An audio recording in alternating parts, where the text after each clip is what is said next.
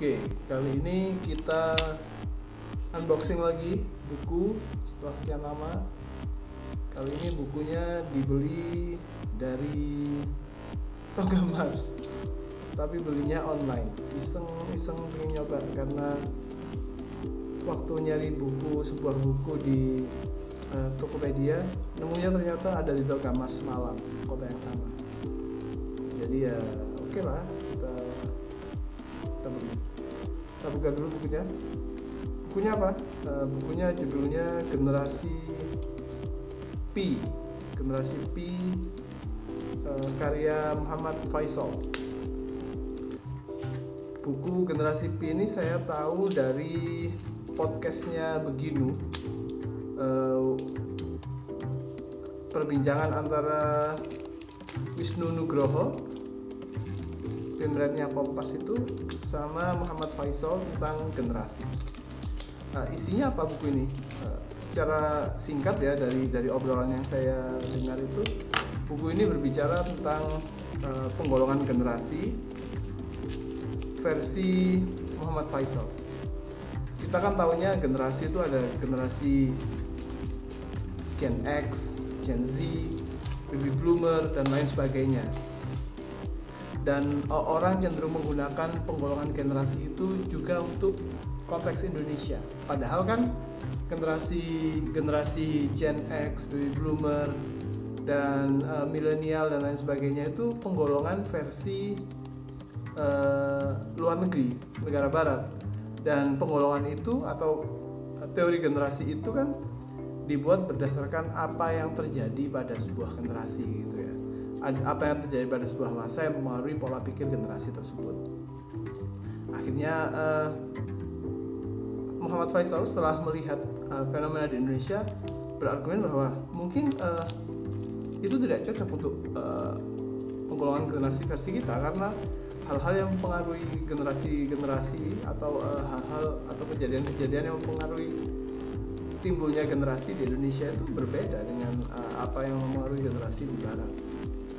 Akhirnya inilah, berdasarkan penelitiannya dia berargumen bahwa saat ini di Indonesia itu generasi yang ada bukanlah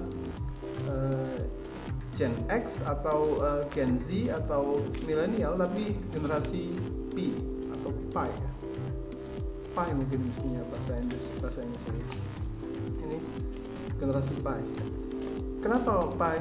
Pi ini diambil dari, ya biasalah, abjad Yunani ya. Kalau yang pertama kan Alpha. Generasi Alpha itu menurut ini adalah generasi yang mengawali bangkitnya Indonesia. Generasi Alpha itu angkatannya para ini ya generasinya Kongres Pemuda.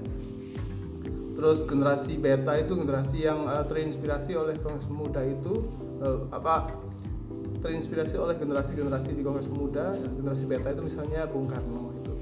Terus ada setelah Alpha, Beta, Theta, Delta, Theta, dan sekarang ini generasi Pi atau Pi.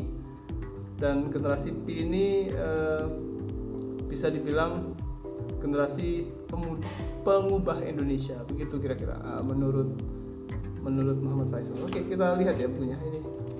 Generasi Pi, memahami milenial, pengubah Indonesia. Jadi orang luar negeri menyebutnya milenial, di sini Muhammad Faisal menggunakan